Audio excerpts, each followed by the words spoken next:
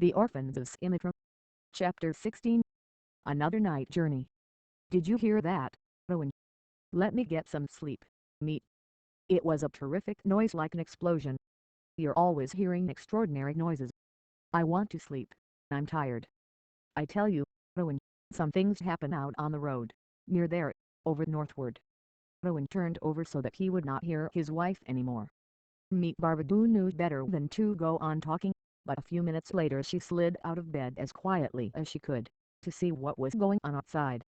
She had only just reached the window when she cried out. Jolted abruptly from sleep, Owen also got up and joined his wife.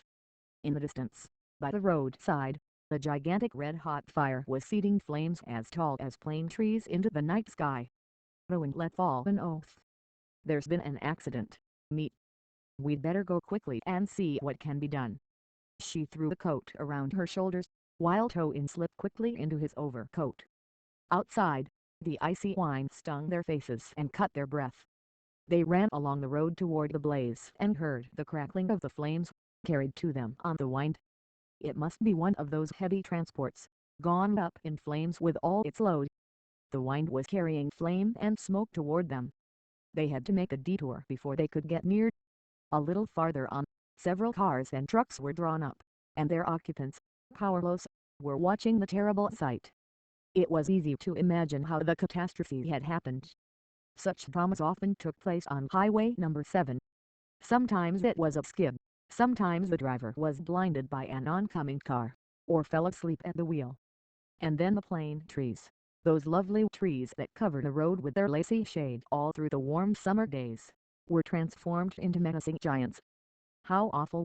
Meat groaned, handing on her husband's arm. I only hope the driver got out in time. A man looking on reassured her. There were 2 of them. They were able to jump clear, thank God, before the cab went up in flames. When the fire engine, summoned by a passing motorist, drove up, the load was still being devoured by white-hot flame. Even when the fire was put out, it was a long time before anyone could get near the wreckage. Let's go, murmured Meat. She pulled Toin back. Her teeth were chattering in that bitter whine and she sighed with relief as she pushed her door open. But they had only just got back when, having seen their light, all the people who had watched the accident that night came trooping into the cafe, waiting rum, or a hot drink, as treatment for shock. Owen and Meat were kept busy behind the counter, while everyone went of talking about the accident. As Madame Barbadoo closed the door on the last customers, the cuckoo clock in the kitchen announced 2 o'clock. It would be a short night. The first transport drivers, who left Marseilles before dawn, would be in very early in the morning for their cup of hot coffee. But Meat was still too obsessed with the sight she had witnessed to be able to sleep. She saw flames everywhere, and could not escape from them. Finally she went down into the kitchen, in case she had forgotten to turn the gas jets off. She had just put her foot on the last stair when she thought she heard someone outside calling for help. She listened.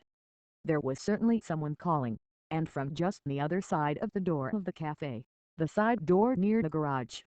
Terrified, she tore upstairs into the bedroom. Owen, someone's calling for help, by the side door. Was her mayor?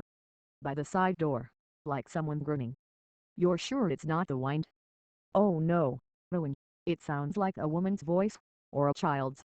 Barbadoo got up and went upstairs. Listen, Owen. Meat had been right. Someone was groaning outside. Barbadoo opened the door. The light fell upon a huddled figure that lifted a face smeared with blood.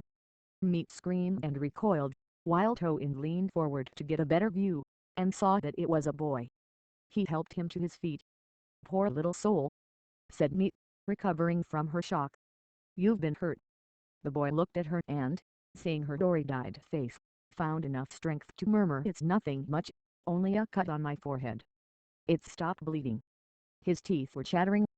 He must have been out for hours in that bitter March night, swept by the icy wind. Owen helped him into the kitchen, that had kept some of its daytime heat. Meat, trembling a little, examined the wound. It looked dreadful because of all the dried blood. But it was, as he had said, only a superficial cut. She washed his blood-spattered face with warm water. Why didn't you come straight here, my dear, instead of staying out in the cold? You were in that truck that burned out, weren't you? The boy made no reply. His eyes were glazed, and he shook all over. He's too cold, too frightened, said Meat. He can't talk yet. She heated some coffee and poured it into a big cup. The boy drank it eagerly, but she had to hold the cup for him. It shook too much in his own hands. Poor little duck, sighed Meat. Would you like something to eat as well? She buttered a piece of toast, and he nibbled at it, but could not finish it. He tried to smile at me to thank her, and she, eager to reassure him, said, "You're not afraid of us, are you? You're not in the nest of brigands, but in the roadside cafe. You couldn't have fallen into better hands, could you, now?" He tried to smile again, but his eyes suddenly grew enormous, with dark shadows beneath them. Rowan had only just timed him as he collapsed. We were silly to try to question him. He's absolutely exhausted. Help me carry him upstairs. Which room shall we put him in, Meat? In the room where the Negus stayed. It's next to ours, and we can leave the door open in case he needs us. The boy was undressed and put to bed. The warmth of the house had steadied his nerves, but it had also made him drowsy. He was still very pale. Should we phone the doctor? Meat wondered. It's very late. We better wait until morning. They stayed by his bedside a while. There was nothing to worry them in his slow, regular breathing, and his pulse was almost normal. Once more, Barbadoo and Meat went back to bed, but this time they died not go off to sleep again. "It's queer," said Toin. "I feel he's trying to hide who he is and where he comes from somehow. I don't think he's French." "No, you're right, he's got a funny accent. He rolls his R's like a Levantine, and I can't make out why he didn't go off with the driver of the truck." "Don't worry about it, Meat, we'll find out tomorrow. The main thing is that the poor kid's safe." Next morning, the sun was already high in the sky before Porphyros awoke. And no sooner were his eyes open than he cried out. Framed in the window facing him was a tree covered with blossoms, dazzling white against a sky as blue as the waters of the Ionian Sea. Simitra. He was back in Simitra. His excitement lasted only a few seconds, but it was so intense that it made his heart beat faster. He looked around the room. It was quite unlike his attic at home. His eyes were fixed on the blue-striped carpet when he heard the stairs creak. He recognized the two faces that had welcomed him several hours earlier. The woman leaned toward him, asking him if he had slept well, and whether he was in pain. Porphyros shook his head. She felt his pulse. "You're not feverish, or at least hardly at all." "I'm not ill." "You mustn't call the doctor. Really you mustn't. I must be on my way." "With that pale little face?" "Not a chance." "Where were you going? Who should we get in touch with to say that you are safe and well? You were in that truck that went up in flames, weren't you?" Porphyros turned his head away, and made no reply. He began trembling again, as he had the night before. A long silence fell upon the room. Rowan and Meat looked at each other. "Look here, you can't tell us we won't give away your secrets." Porphyros looked up at Toin. This man had a good face. Perhaps he was as good as he looked. Rowan, aware of the boy's trust, took advantage of it to say, "What's your name?" Porphyros still hesitated, but the woman was smiling at him so gently that he said, "Porphyros Potagos, it's a Greek name. I come from Simitra, the village in Epirus." Then he begged, "Please, sir, you won't tell the police. We won't tell them a thing." "Where were you going?" "I don't know." "You were in the truck?" "With the drivers." "I was hidden behind, among the boxes. When the truck skidded and crashed into a plane tree, I was thrown from one end to the other, with all the boxes. The truck burst into flames almost at once. I was able to jump down. I ran off and hid in field. I just stayed there. It was terribly cold." "Why didn't you come here right away?" "It was a clear night, you could see the house." "I was afraid of being locked up, handed over to the police." "Have you done anything bad?" Porphyros looked deeply offended. "No, of course not. I was looking for my sister Mina." Madame Barbadou sat down on the end of the bed. She realized that the boy was still too unnerved to be able to talk freely. He would have to get his confidence back first. "Are you thirsty? Would you like some goat's milk?" Porphyros's eyes shone, and his mouth curved into a smile. goat's milk? Oh yes, indeed I would. He had not tasted any since he left Greece. As he drank it, he again felt as though he were at home. His eyes went back to the window. That tree, he said. When I left Paris, all the trees were dead. But that looks like an almond tree in flower. It is an almond tree, and the blossoms are just out. Spring is on its way here. He struggled up to see better, but his head felt dizzy. Let him have a bit of rest, said Toin. Later, when his breakfast has built him up a bit, he might perhaps get up. Left alone, Porphyros dozed a little, living through last night's tragedy all over again. But the window fascinated him. He got up. As far as the eye could see stretched fields lit by a golden sun, dotted with squat, silvery bushes and tall black flames. Olives trees. Cypresses. It truly was a countryside like his own. And the little girl over 3 running after her dog could so easily have been Mina. When Meet Barbadou came up again to see how he was, she found him quite overwhelmed, with shining eyes. Before she had a chance to ask a single question, he began to tell her about himself, everything there was to know about him.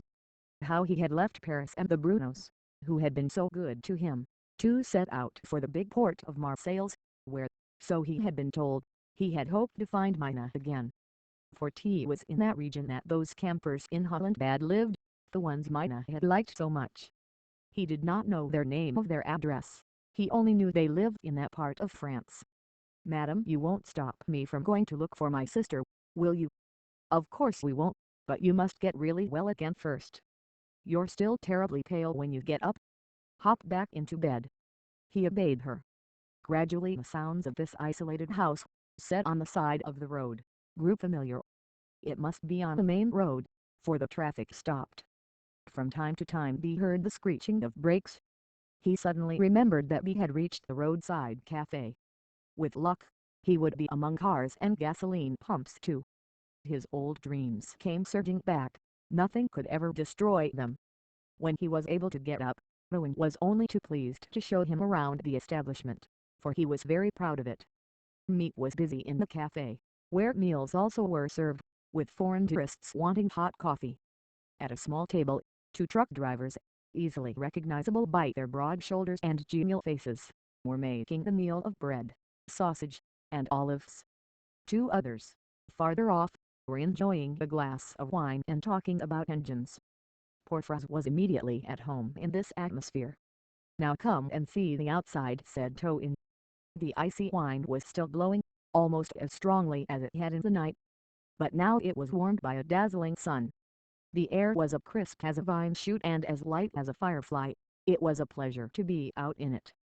Oh, just look at all those gas pumps. Owen Barbadou began to laugh. What else would I refuel all these cars with? And heaven alone knows how many there are on the road. Have you ever seen anything like it? Trucks, coaches, delivery vans, and cars endlessly flashed by and past each other on this main road edged with plane trees shivering in the wind. Highway number 7 is the busiest road in France, he added with quiet pride. It's the road that leads to the sun. Porphyros, watching the astonishing sight, forgot the terror of the night. There's certainly no lack of work. Barbadou went on. See, here's another customer. The car was edging in to draw up in front of the pumps, a foreign car with an English license plate. Porphyros thought it very fine. When the tank was filled, it set off again noiselessly and at great speed. As you see, Owen explained, some of our customers are really rich besides. Turn around a minute. He pointed to the front of the building. The wide white band ran along the whole face and on it the Greek boy read in huge gilt letters the Emperor's filling station.